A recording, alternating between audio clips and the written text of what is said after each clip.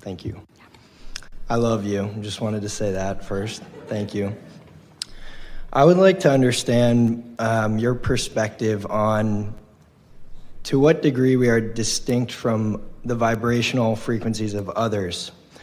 And what I'm really trying to digest more is... To the degree of your attention to them. Next. Okay, yeah. I'm working through the idea of seeing Someone told Esther a joke last night. She liked it so much. Not really a joke, but it was funny. Lady lived to be really, really old, still alive maybe, who knows. And they asked her what her secret, she was 105, what is your secret to this long life? She said, minding my own business. And that is the secret to alignment, not letting what's going on with others and your attention to it and your distorted perspective of it be such a big factor in the reason that you offer vibration in the way that you do. We'll let you speak, but Esther really just wanted to tell that joke. I'm trying to reconcile that with seeing and caring about other people who are out of the vortex and creating a reality which is suffering. And I believe that, leading as an example of being in the vortex is a powerful way to saturate, I guess, the earth with that kind of feel. But is there anything that... So I guess the question would be, is there any, can a vibrational wave of a bunch of other people who are creating a reality that is suffering, and I'm thinking of genocide or something big like that, can that affect anyone who is in their vortex, in the vortex? Because of the inconsistency of the way so many people hold their vibration, it's hard for you to accept the power of what that focus can bring. If you heard us a minute ago talking about your inner being, Esther playing with us all the time, who always holds the vibration of well-being, it's easy for you to focus on a condition that causes you to have a deviation, or separation is too strong a word, from that vibration. But it is an unnecessary thing that you do. We've been saying to our friends for a long time, start with easier things. Teach yourself alignment on the things where it's easy for you to find it until you get the sense of what alignment really feels like. Because the more you find alignment, then the more unconditional you will be about it, until you will reach a place that you can focus upon any condition and not lose your alignment. There's something that happens in the human psyche. It's not good for you. Maybe we'll take a little bit of time and see if we can explain how it has come about, although that's not altogether helpful for you. But it goes like this. As I stand in my human form, I tend to evaluate your value to me or your gift to me by the degree of your sacrifice. You follow us just a little bit? In other words, if you've got billions of dollars and you give someone $100, people say, well, why didn't you give them 200 or 500? Why didn't you give them 1,000,000? You've got billions.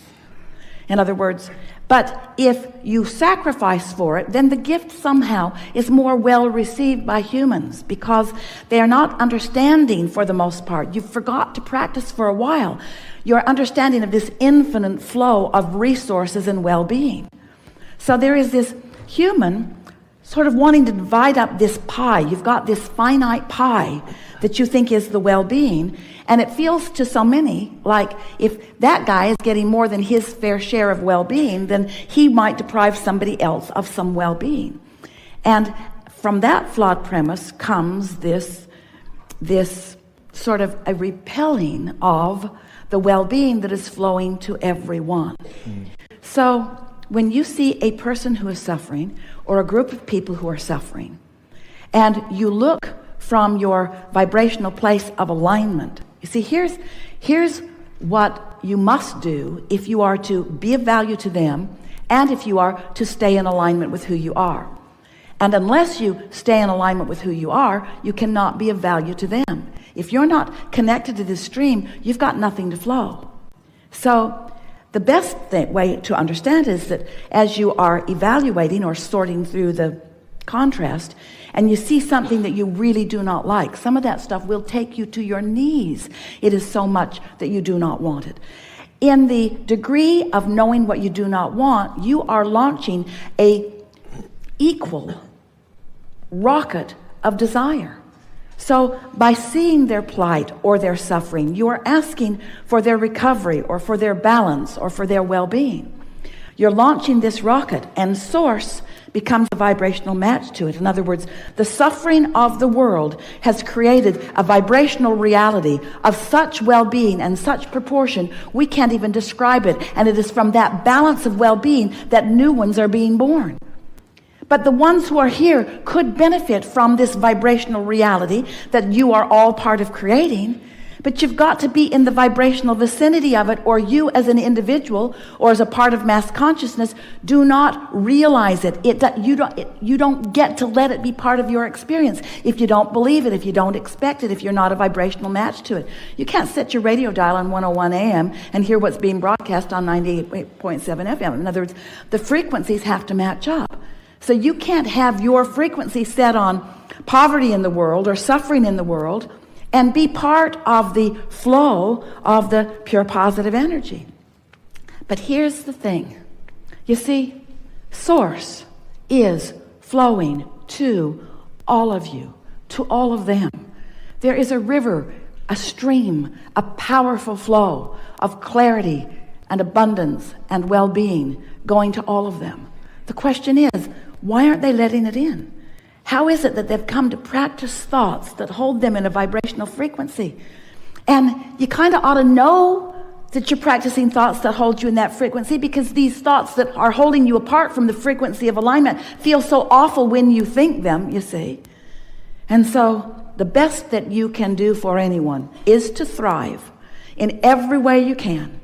And in your thriving, in your holding yourself in alignment, because thriving and alignment are the same thing, as you hold anyone as your object of attention, and this goes to the heart of your question. What can I do? What can I do, you said. When you're tuned in, tapped in, turned on, and you're holding someone as your object of attention, you are flooding pure positive energy all over them. Whether they can receive it or not is not something that you have very much control over.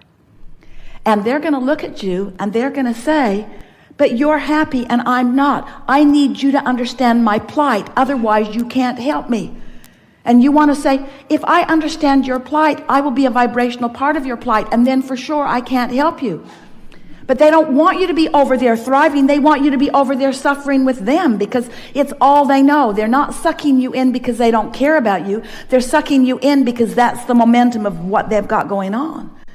So you have to understand how this works. You have to decide if you want to be part of the wellness, if you want to be part of the abundance, if you want to be part of the solution. The vibration of a question and the vibration of an answer are very different frequencies. The vibration of a problem and the vibration of a solution are very different frequencies.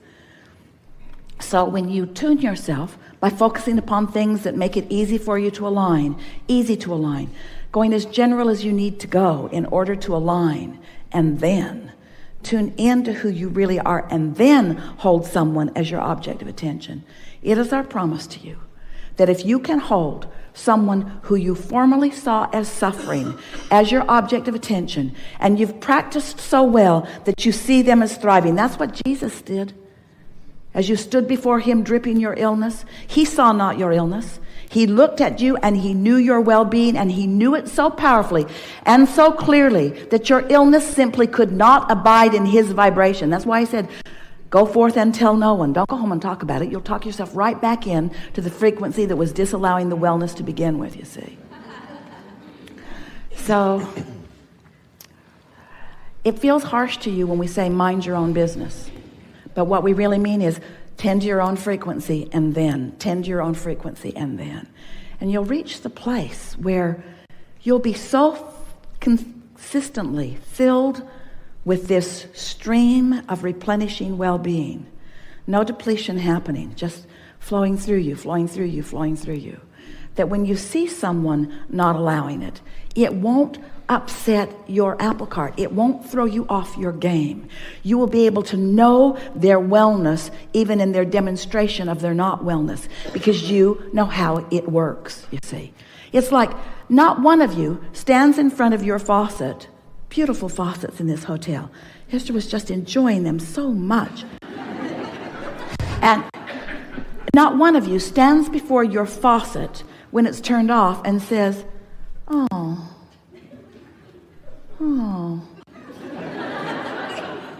mine's broken. There should be water flowing out of that all the time, you say. You know that from a moment to the next, it can be not flowing or flowing. And we really want you to understand that for those people who look like they're not flowing, from one moment to the next, they could be flowing. But if you see them as not flowing, then you are a perpetuator of that, you see. I understand that. I appreciate that response. I think it's really general, wasn't it? Yes. It's really general. So easy to understand. So easy to feel. Not very satisfying, though, was it? It is satisfying. The more specific question is if those people, not whether or not I should or should not remain in my vortex, but if someone who is out of the vortex can physically affect me. But in what case would that be? First of all, they can't even get in your experience unless you're giving your attention to them. Law of attraction will not match you up. So the first question you want to ask is, why is this in my experience? Why is this in my experience? Because I have an active vibration about it. But is there a jungle of different vibrational frequencies that everybody on the planet, is there one, I guess what it comes down to, is there one Earth that we're all kind of in an ecosystem of different vibrational frequencies that are all just in kind of harmony with one another? There are as many different frequencies as there are thoughts. The combinations of thoughts and frequencies is so extraordinary in number that trying to decipher it would drive you crazy. This is specifically for you. You get tuned in, tapped in, turned on. You do it all the time. And then from that aligned position, a thought of what you're talking about comes into your mind, because your inner being knows this is the time for you to turn your attention to that. And sometimes, most every time, when that happens, you feel it for just a moment, and then you look at the reality of where they are, and then you feel that great disconnect between what source just gave you because you were tuned in and what you're choosing to focus upon right in their reality. And then the negative emotion that you feel is not about their plight, it's about what you've just done to yourself. Don't you love knowing that? So you want to say to your friends, I love you so much. And they say, oh, that's so kind. I say, no, I'm doing it for me. You're doing it for me. Oh, I thought you loved me for me. No. I find that when I love, I feel so good, so it must be for me. Oh, I thought you were loving me for me. No, I don't think so, because it feels so good to me when I love. And when I'm mad at you, it feels so awful. When I feel good, it's my doing. When I feel bad, it's yours.